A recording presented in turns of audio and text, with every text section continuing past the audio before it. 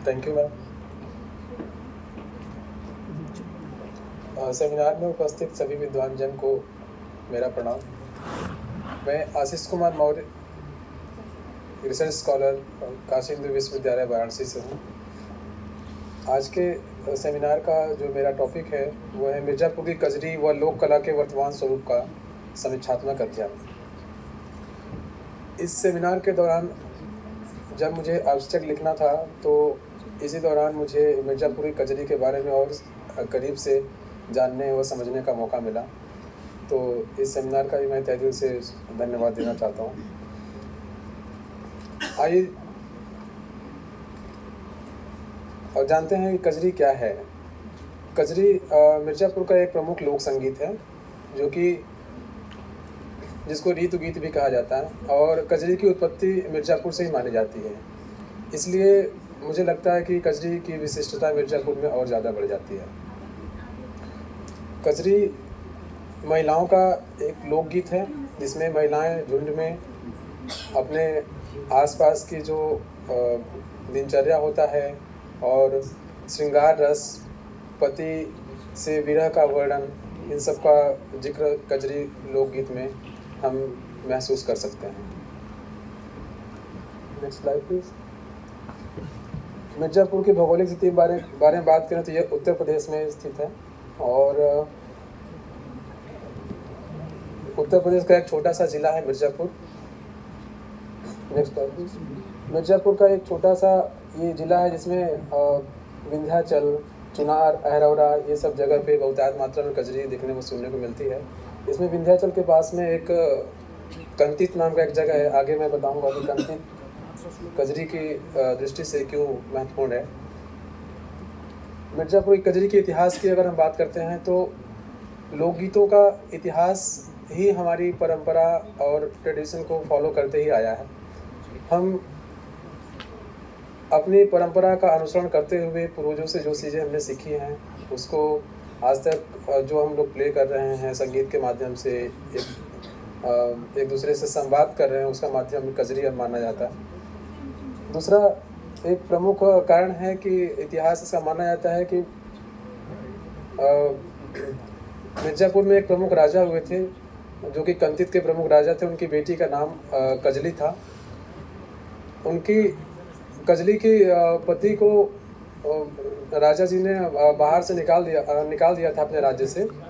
फिर उसके बाद कजरी जो थी उन्होंने अपनी पति के विरह में जो गीत गाए वो आज कजली के रूप में जाना जाता है। कजरी को हम लोग कजली भी कहते हैं। ये एक दृश्य है जिसमें कजरी सावन के सीजन में होती है, जिसमें महिलाएं झूला भी झूलती हैं एक परिधान पहन करके। Next slide please.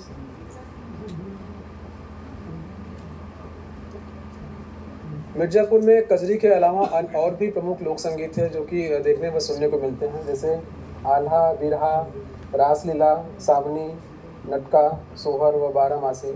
जिसमें से नटका मैं अपने घर में भी अच्छे तरीके से देखा हूँ। जब बारात विदा हो जाती है तो घर की महिलाएं घर की रखवाली करने के लिए और आनंद के लिए, उत्सव के लिए नटका गीत गाती हैं। सोहर जन्म के अवसर पर सोहर को गाती हैं। Next slide please. मेरा जो प्रमुख केंद्र था मिर्ज़ापुर में, मिर्ज़ापुर की कजरी में लोक कला का क्या स्वरूप है। मैं देखता हूँ कि मिर्ज़ापुर की कजरी में लोक कला का भी एक स्वरूप मुझे दिखाई मिलता है देखने को, जिसमें स्थानीय रंगों का प्रयोग होता है, जैसे आटा, गोबर, हल्दी, सिंदूर, इंगूर। और इसके अलावा कजरी पिंड, जिसको हम लोग गांव में जरई भी बोलते हैं, इसके बारे में अभी और आपको बताऊंगा अगले स्लाइड में। विवाह के अवसर पर चौकपूर्णा डिजाइन हम लोग बनाते हैं, जिसका माध्यम ये आटा, गोबर, हल्दी, सिंदूर और इंगूर ही होता है। विवाह के अवसर पर कोबर डिजाइन भी बनाते हैं हम लोग।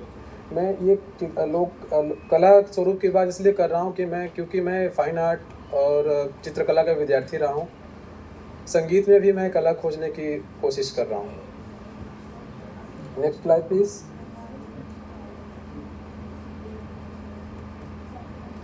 Next slide please.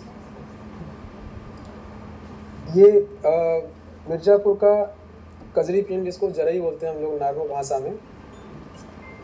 जरई का क्या होता है कि ये नागपंचमी के दिन गांव की जो कुंवारी लड़कियां होती हैं, वो एक पर्टिकुलर जगह से, तालाब से जो है कि मिट्टी का ढूंढा लाती हैं, मिट्टी को एक पिंड बना करके उसमें बीज, जो कि जौ का बीज होता है, उसको बीजारोपण करती हैं और लगभग रक्षाबंधन के तीसरे दिन तक लगातार इसको पानी से सींचती हैं। और जब पानी से सींचती हैं तो वो कजरी गीत का गायन भी करती हैं।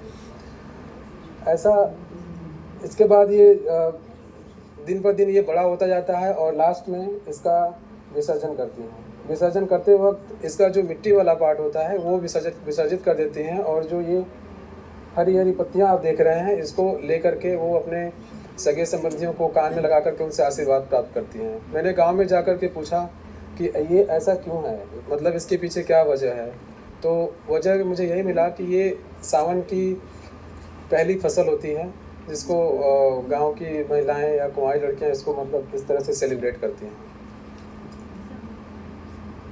मिर्ज़ापुर की कजरी की क्या विशेषता है, क्या चीज़ विशेष बनाती है मिर्ज़ापुर की कजरी को? इसमें सुंदर प्रेम प्रसंग का वर्णन मिलता है, इसमें श्रृंगार रस और का वर्णन मिलता है, परंपराओं का अनुसरण है इसमें, जो भी हमारी पुरानी परंपराएं हैं, ट्रेडिशन है, उसको हम लोग फॉलो करते हुए आ रहे हैं। भाषा यथार्थता है। कल मैडम ने बताया कि हम लोग नॉर्मल घर बोलचाल की भाषा में जो गाते हैं वो हमारी सच्चाई को ज़्यादा प्रदर्शित कर पाते हैं। अच्छा, मिर्ज़ापुर का एक प्रमुख कजरी लोक संगीत है जिसको मालिनी मैम ने भी गाया है, मैं एक बार गा के सुनाना चाहूँगा। पिया मेहंदी लिया दो मोती झील से, जाके साइकिल से ना, पिया मेहंदी लिया दो छोटी ननदी से पिसवा दो, हमरे हथवा में लगा दो काटा कील से, जाके साइकिल से ना, यह सावनी बहार मन बतिया हमार, कोनो फायदा न निकली दलील से, जाके साइकिल से ना। इस तरह का कजरी लोकगीत देखने व सुनने को मिलता है मिर्ज़ापुर में। अब समय की कमी की वजह से मैं सीधे उपसंहार पे आना चाहूँगा, या वर्तमान स्थिति के बारे में बताऊँ तो ये लोक संस्कृति धीरे धीरे धूमिल होती जा रही है, और बढ़ी हुई तकनीक ने इस पर इतना हावी हो गई कि हम इंटरनेट फ़ोन में ही मतलब इस कजरी को देख ले रहे हैं, और जब हम गांव में जाते हैं तो ये चीज़ अब देखने को कम मिलती है। कोरोना महामारी बहुत प्रमुख कारण है, क्योंकि इसमें सोशल डिस्टेंसिंग की बात कही गई, जिसमें 6 फीट की दूरी बना के रखनी है, और कजरी में एक दूसरे का हाथ पकड़ के ही लोकगीत गाया जाता है। इंटरनेट और वीडियो के प्रचलन से ही भी वर्तमान स्थिति में बहुत प्रभाव पड़ा है। तो आज भी स्थानीय अवसरों पर, जन्म के अवसर पर सोहर के रूप में, विवाह के अवसर पर गारी के रूप में, सावन में कजरी के रूप में यह कला देखने व सुनने को मिलती है। जी, बहुत बहुत धन्यवाद। एक्चुअली समय को हमें कई मायनों में तय करना पड़ता है, और उसमें वक्त सीमा बहुत ज़रूरी है, जिसमें आपसे फिर से विनती करूंगी आप सभी से कि एब्स्ट्रैक्ट और कंक्लूज़न पर ही विशेष ध्यान दें। और आपकी कजरी बहुत डिटेल में आपने बताई, विस्तृत से कजरी गीत के बारे में तो पता था, पर इतना विस्तार से आपने बताया उसके लिए शुक्रिया, धन्यवाद बहुत बहुत। और अब अगली प्रस्तुति ध्रुवी के